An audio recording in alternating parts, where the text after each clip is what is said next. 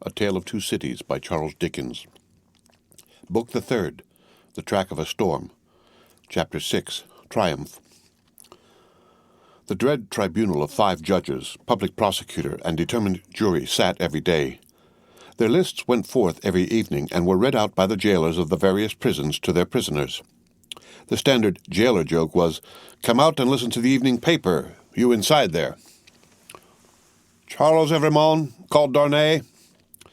So at last began the evening paper at La Force. When a name was called, its owner stepped apart into a spot reserved for those who were announced as being thus fatally recorded. Charles Evrémonde, called Darnay, had reason to know the usage. He had seen hundreds pass away so. His bloated jailer, who wore spectacles to read with, glanced over them to assure himself that he had taken his place, and went through the list, making a similar short pause at each name. There were 23 names, but only 20 were responded to, for one of the prisoners so summoned had died in jail and had been forgotten, and 2 had already been guillotined and forgotten. The list was read in the vaulted chamber where Darnay had seen the associated prisoners on the night of his arrival.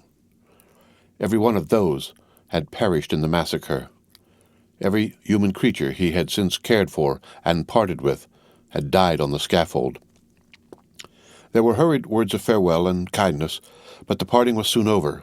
It was the incident of every day, and the society of La Force were engaged in the preparation of some games of forfeits and a little concert for that evening. They crowded to the grates and shed tears there, but 20 places in the projected entertainments had to be refilled, and the time was, at best, short to the lock-up hour, when the common rooms and corridors would be delivered over to the great dogs who kept watch there through the night. The prisoners were far from insensible or unfeeling. Their ways arose out of the condition of the time. Similarly, though, with a subtle difference, a species of fervor or intoxication, known without doubt to have led some persons to brave the guillotine unnecessarily and to die by it, was not mere boastfulness, but a wild infection of the wildly shaken public mind. In seasons of pestilence, some of us will have a secret attraction to the disease, a terrible passing inclination to die of it. And all of us have like wonders hidden in our breasts, only needing circumstances to evoke them. The passage to the conciergerie was short and dark. The night in its vermin-haunted cells was long and cold. Next day, 15 prisoners were put to the bar before Charles Darnay's name was called. All the 15 were condemned, and the trials of the whole occupied an hour and a half. Charles Evrémonde, called Darnay, was at length arraigned. His judges sat upon the bench in feathered hats, but the rough red cap and tricolored cockade was the headdress otherwise prevailing.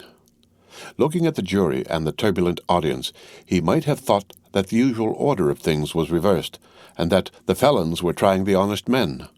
The lowest, cruelest, and worst populace of a city, never without its quantity of low, cruel, and bad, were the directing spirits of the scene, noisily commenting, applauding, disapproving, anticipating, and precipitating the result without a check. Of the men, the greater part were armed in various ways. Of the women, some wore knives, some daggers, some ate and drank as they looked on, many knitted. Among these last was one, with a spare piece of knitting under her arm as she worked.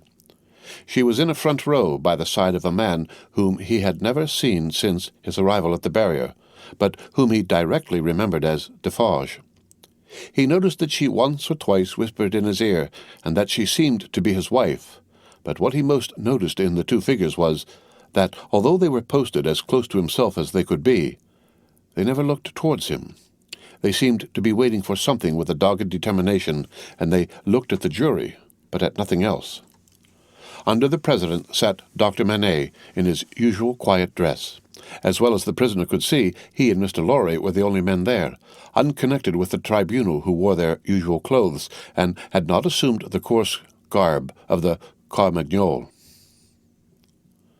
Charles Evrémonde, called Darnay, was accused by the public prosecutor as an emigrant, whose life was forfeit to the Republic under the decree which banished all emigrants on pain of death.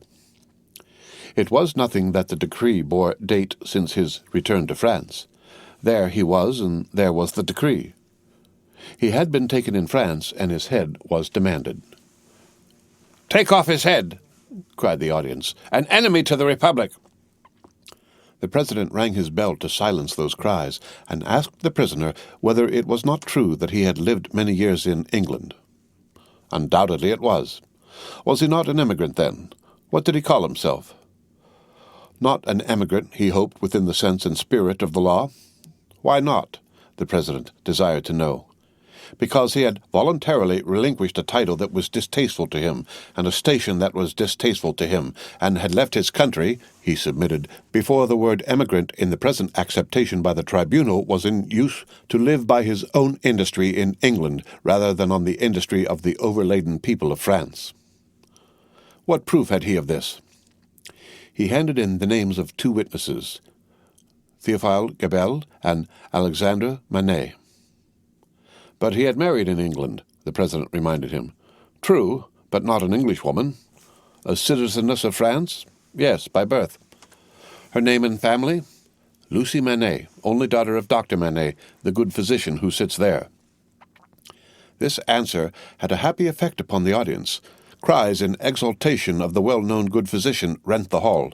So capriciously were the people moved that tears immediately rolled down several ferocious countenances which had been glaring at the prisoner a moment before, as if with impatience to pluck him out into the streets and kill him. On these few steps of his dangerous way, Charles Darnay had set his foot according to Dr. Manette's reiterated instructions. The same cautious counsel directed every step that lay before him, and had prepared every inch of his road. The president asked why had he returned to France when he did, and not sooner. He had not returned sooner, he replied, simply because he had no means of living in France, save those he had resigned, whereas in England he lived by giving instruction in the French language and literature. He had returned when he did on the pressing and written entreaty of a French citizen who represented that his life was endangered by his absence. He had come back to save a citizen's life and to bear his testimony at whatever personal hazard to the truth. Was that criminal in the eyes of the Republic? The populace cried enthusiastically, "No!" and the president rang his bell to quiet them, which it did not, for they continued to cry "No" until they left off of their own will. The president required the name of that citizen. The accused explained that the citizen was his first witness. He also referred with confidence to the citizen's letter, which had been taken from him at the barrier, but which he did not doubt would be found among the papers then before the president. The doctor had taken care that it should be there, had assured him that it would be there, and at this stage of the proceedings it was produced and read. Citizen Gabelle was called to confirm it, and did so. Citizen Gabelle hinted with infinite delicacy and politeness that in the pressure of business imposed on the tribunal by the multitude of enemies of the Republic with which it had to deal, he had been slightly overlooked in his prison of the Abbey, in fact had rather passed out of the tribunal's patriotic remembrance until 3 days ago, when he had been summoned before it and had been set at liberty on the jury's declaring themselves satisfied that the accusation against him was answered, as to himself, by the surrender of the citizen of Remont called Darnay. Dr. Manette was next questioned. His high personal popularity and the cleanness of his answers made a great impression, but, as he proceeded, as he showed that the accused was his first friend on his release from his long imprisonment, that the accused had remained in England always faithful and devoted to his daughter and himself in their exile, that, so far from being in favor with the aristocrat government there, he had actually been tried for his life by it as the foe of England and friend of the United States, as he brought these circumstances into view with the greatest discretion and with the straightforward force of truth and earnestness, the jury and the populace became one.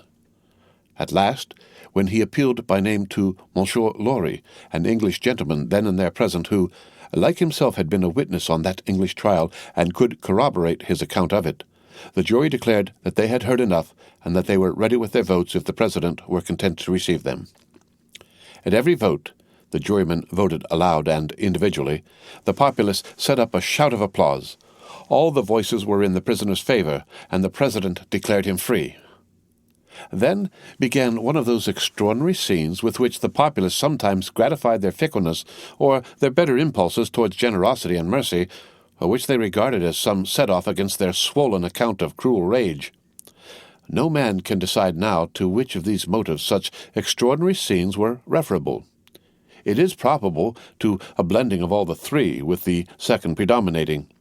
No sooner was the acquittal pronounced than tears were shed as freely as blood at another time, and such fraternal embraces were bestowed upon the prisoner by as many of both sexes as could rush at him, that after his long and unwholesome confinement he was in danger of fainting from exhaustion, none the less because he knew very well that the very same people, carried by another current, would have rushed at him with the very same intensity to rend him to pieces and strew him over the streets.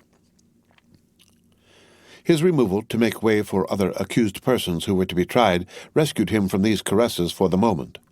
5 were to be tried together next, as enemies of the Republic, for as much as they had not assisted it by word or deed. So quick was the tribunal to compensate itself and the nation for a chance lost, that these 5 came down to him before he left the place, condemned to die within 24 hours. The first of them told him so with the customary prison sign of death, a raised finger, and they all added in words, "Long live the Republic." The 5 had had, it is true, no audience to lengthen their proceedings, for when he and Dr. Manette emerged from the gate, there was a great crowd about it, in which there seemed to be every face he had seen in court, except 2, for which he looked in vain. On his coming out, the concourse made at him anew, weeping, embracing, and shouting, all by turns and all together, until the very tide of the river on the bank of which the mad scene was acted seemed to run mad like the people on the shore. They put him into a great chair they had among them, and which they had taken either out of the court itself or one of its rooms or passages. Over the chair they had thrown a red flag, and to the back of it they had bound a pike with a red cap on its top. In this car of triumph, not even the doctor's entreaties could prevent his being carried to his home on men's shoulders, with a confused sea of red caps heaving about him, and casting up to sight from the stormy deep such wrecks of faces that he more than once misdoubted his mind being in confusion, and that he was in the tumbrel on his way to the guillotine. In wild, dreamlike procession, embracing whom they met and pointing him out, they carried him on. Reddening the snowy streets with the prevailing Republican color, in winding and tramping through them as they had reddened them below the snow with a deeper dye, they carried him thus into the courtyard of the building where he lived. Her father had gone on before to prepare her, and when her husband stood upon his feet, she dropped insensible in his arms. As he held her to his heart, and turned her beautiful head between his face and the brawling crowd so that his tears and her lips might come together unseen, a few of the people fell to dancing. Instantly all the rest fell to dancing, and the courtyard overflowed with the carmagnole. Then they elevated into the vacant chair a young woman from the crowd to be carried as the goddess of liberty, and then, swelling and overflowing out into the adjacent streets and along the river's bank and over the bridge, the carmagnole absorbed them every one and whirled them away. After grasping the doctor's hand as he stood victorious and proud before him, after grasping the hand of Mr. Lorry, who came panting in, breathless from his struggle against the waterspout of the carmagnole, after kissing little Lucie, who was lifted up to clasp her arms round his neck, and after embracing the ever-zealous and faithful Pross, who lifted her, he took his wife in his arms and carried her up to their rooms. "Lucie, my own, I am safe. Oh, dearest Charles, let me thank God for this on my knees as I have prayed to him." They all reverently bowed their heads and hearts. When she was again in his arms, he said to her, "And now, speak to your father, dearest. No other man in all this France could have done what he has done for me." She laid her head upon her father's breast, as she had laid his poor head on her own breast long, long ago. He was happy in the return he had made her. He was recompensed for his suffering. He was proud of his strength. "You must not be weak, my darling," he remonstrated. "Don't tremble so. I have saved him." The end of Book the Third, The Track of a Storm, Chapter 6.